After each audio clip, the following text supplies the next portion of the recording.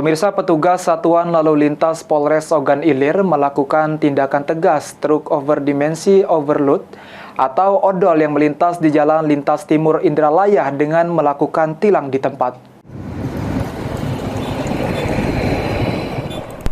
Puluhan truk odol terjaring razia petugas unit Satlantas Polres Ogan Ilir saat melintas di Jalan Lintas Timur Indralaya, Palembang.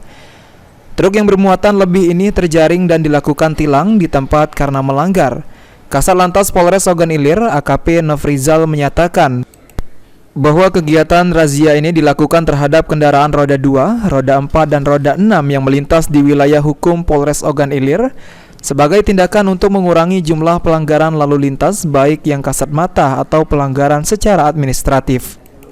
Selain itu, Satlantas Polres Ogan Ilir akan menindak pelanggaran terhadap komponen pendukung kendaraan ataupun kelalaian pengemudi kendaraan seperti tidak memakai helm SNI, melawan arus dan pelanggaran lalu lintas yang lainnya. Penindakan ini dilakukan sesuai dengan ketentuan Undang-Undang Lalu Lintas Angkutan Jalan Nomor 22 Tahun 2009 tentang Lalu Lintas dan Angkutan Jalan. Terlebih, truk odol yang bermuatan akan memberikan efek kerusakan jalan dan memberikan dampak penyebab kecelakaan lalu lintas. Ahmad Romawi, PAL TV.